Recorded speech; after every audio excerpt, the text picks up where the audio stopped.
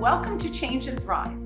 I'm your host, Dr. Wendy Heckelman, founder and CEO of WLH Consulting and Learning Solutions. Thanks for tuning in. Be sure to subscribe and click the notification bell. That way, you'll never miss an episode. So in honor of Women's History Month, we are continuing our Women's Spotlight on those women who have changed and thrived. And today, I am so pleased to have Janet Loesberg, who is a long-term friend and colleague and trusted advisor on our show today. And Janet, I am delighted to have you here. So welcome. Thank you so much, Wendy. I'm really excited to join you today. I think if you look back on the year, change and thrive would be one of those major themes. Change for sure, and thriving is something we're, I think, all aspiring to do. Absolutely. And, Janet, I know that you wore a pretty important hat last year in your role, which you can share with the audience. My first question for you is, what were the challenges that you encountered last year as a female leader, both personally and professionally? Last year was, without a doubt, I think one of the most challenging years personally. And because it was so challenging personally, it was also so challenging professionally. Being and working from home, there was just no separation with the constant pressure and concern for really everybody in my sphere. So just starting with my children, one's in college and one had just graduated college, trying to enter the workforce for the first time during COVID. When everything is shut down, and worrying for her future, to worrying about my husband, who's working as a physician, coming home thinking that he's going to be giving it to the rest of us, and my own personal mental health, and trying to keep myself resilient and positive to keep the family moving. And then having an organization of 550 people where we're in the midst of a transformation and an evolution, and all the people I'm working with have people in their sphere that are sick, that are coming down, with COVID, or they're worrying about their elderly parents, or they're homeschooling their kids. And it just basically threw everything into complete chaos.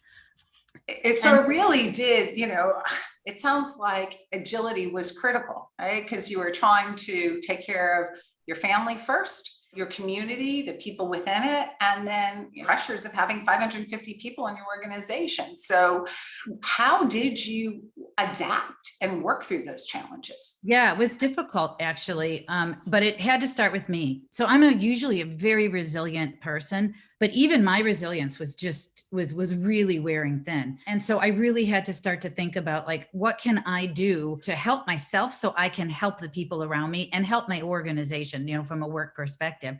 So simple things like, I completely changed up my whole setting at home.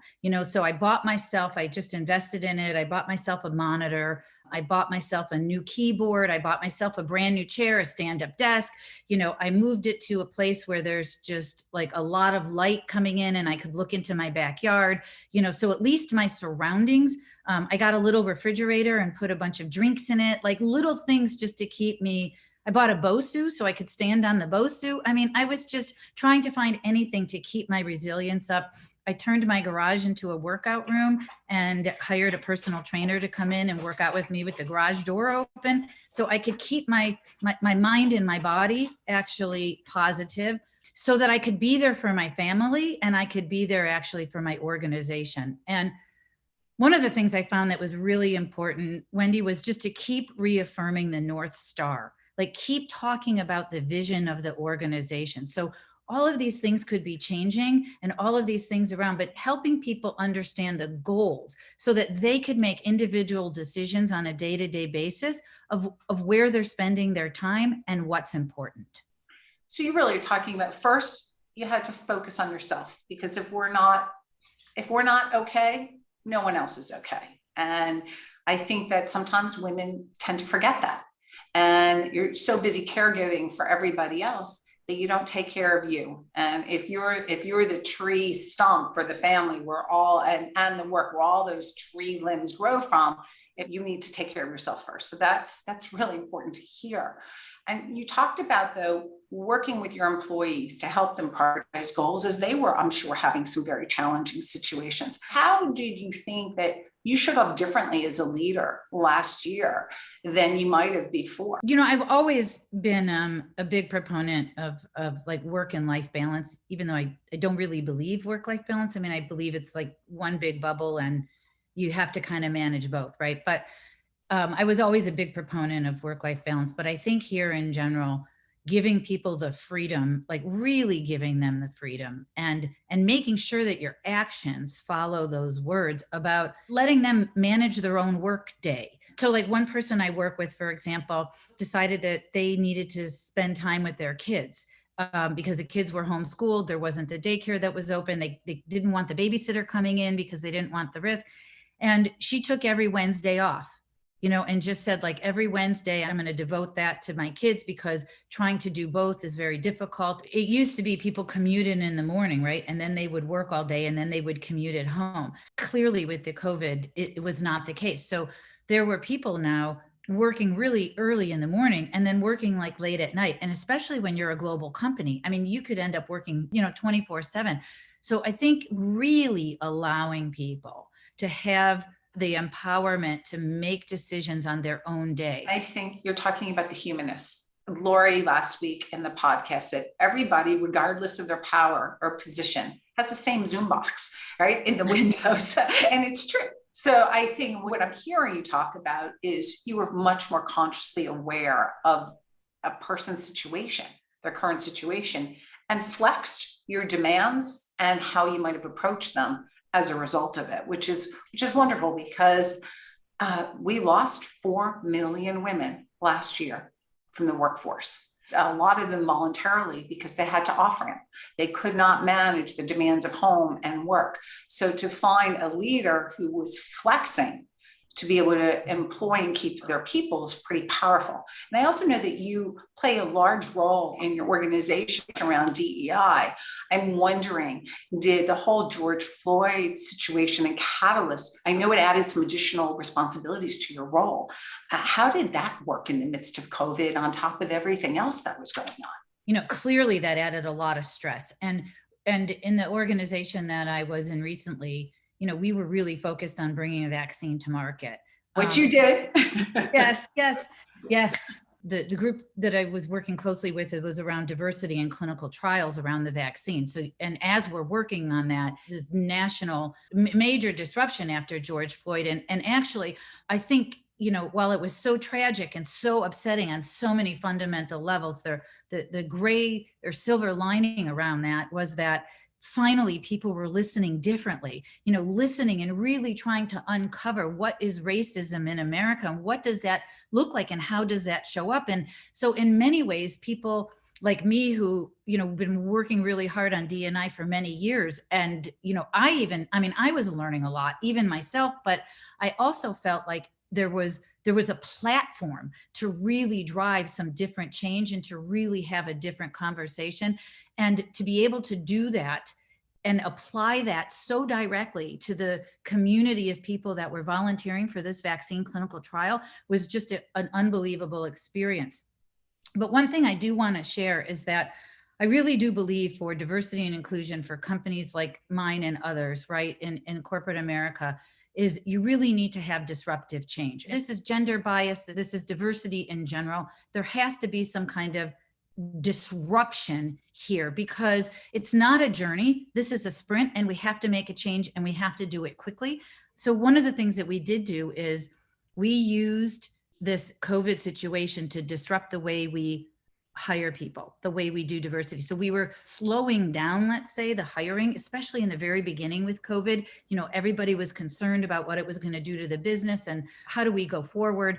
So we were looking at really just hiring for some critical roles.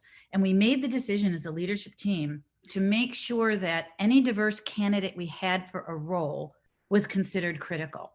And what that did was incentivize our organization to really make sure that they had diverse slates and that they were hiring diverse people because people had open roles and they wanted to get them filled. So we turned it upside down And as a result, we actually ended up in a much better place around diversity. And I love that. We have talked about that previously. And the truth is, as we look into now 2021, there is going to be more disruptive change. Pharma organizations are going to fundamentally change. They're reimagining the future. And I think that will provide different opportunities for women, for everybody, but it will be another change dynamic. I'm wondering, based on all of the experiences that you had last year, what lessons learned have you had that you think are important to apply into 2021 and beyond? Resilience. Resilience was always important, Wendy, but like resilience to get through something like this unprecedented pandemic and things just coming at you all the time, like this ability to be resilient, to stay above it. My father used to quote the poem by Rudyard Kipling called If, and always, like through my whole childhood. And this was like one of those things where it kept running through my mind, both as a leader, but also as a mother and as a female in the workplace. The first line of it is something like, keep your head above you when everybody else is losing theirs, and it just kept running through my mind. Like there's all this fear, there's all this anxiety, there's so much going on. And, people are just being bombarded by everything, and being able to sort of keep your North Star and figure out when your resilience is running low and see if you can find a way to bring it back up and to really help keep your balance and try to keep the high road, to keep yourself, focused, I think is something I relearned to a whole new level here, just given the challenges. I think the other thing is that, like, I've seen a lot of companies and I've seen a lot of people making decisions based on fear and based on anxiety about what might happen in the future, as opposed to just taking some time and letting it ride out a little bit. One example that I have around that is there were a lot of companies that made a decision to hold all their clinical trials during this COVID pandemic and not go forward with them.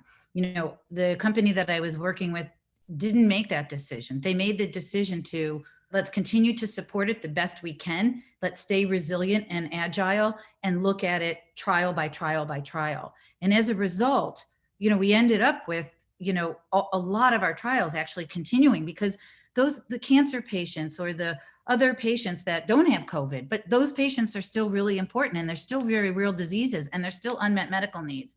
So I think really just taking the time to really think and not making decisions based on fear and anxiety was something that really resonated with me and came out loud and clear this year. I love your two big lessons learned. One, really act, don't react, is what you're talking about. Take the time to see what the current situation is and stay true to your North Star and make good informed decisions, not reactive. And at the core and the centerpiece, what you're talking about is resilience, personal resilience, knowing that the sun's going to come up tomorrow. And this was a marathon, this pandemic, which was still, thankfully, we have 3 vaccines on the market. People are getting vaccinated, the deaths are down, but we've got a ways to go. But remembering that we're human, and resilience, I think, is a wonderful lesson learned that everybody can take from. Any other final comments before we close out today's podcast? Giving yourself a break. I think we as women, and I know this really, really well, because you and I connect on this a lot, we hold ourselves to such a high standard all the time. We have to be the best employee. We have to chase after the next business. We have to have all our kids being productive and healthy, and our elderly parents, and the house has to be perfect, and there can't be like a hair out of place. And we have to look good and be happy. And I mean, there's just this pressure to be perfect. And I think after this year, I think that that's not possible to be perfect. And I think Lori even said it when I listened to her podcast, like, you can have it all. You just can't be all at the same time. Right. And you can't be perfect all at the same time. And we're the hardest on ourselves. It's like, just give yourself a break. Like, it's okay. Something falls through the cracks. Like, it's okay if it's not perfect, because chasing that perfection just doesn't really matter anymore. And it makes you sick. It's not healthy. And I can relate to what you're saying. I mean, last year was one for the record books. And I think recognizing our humanness and our need for some time and space because things are falling all around. Thank you for that additional insight. I think it's very important. I have such respect for you. I know you from way back when, in the early days of Pfizer and through your career. And I know you're off to a new journey, and I'm really excited for you. Janet, I want to thank you again very much for joining today's podcast. Yes, Wendy, thank you so much for having me. We go way back. You are a friend, a mentor, and somebody that I watched and emulated as you've grown your own business as a female leader, and really respect that and appreciate you inviting me here to share some of these thoughts. It's been great and nice sitting down with you. Thank you so much. I know that our viewers will take some of your pearls of wisdom and bring them into themselves. So thank you again. I'm Dr. Wendy Heckelman. I wish you a wonderful day, and I'll see you next week.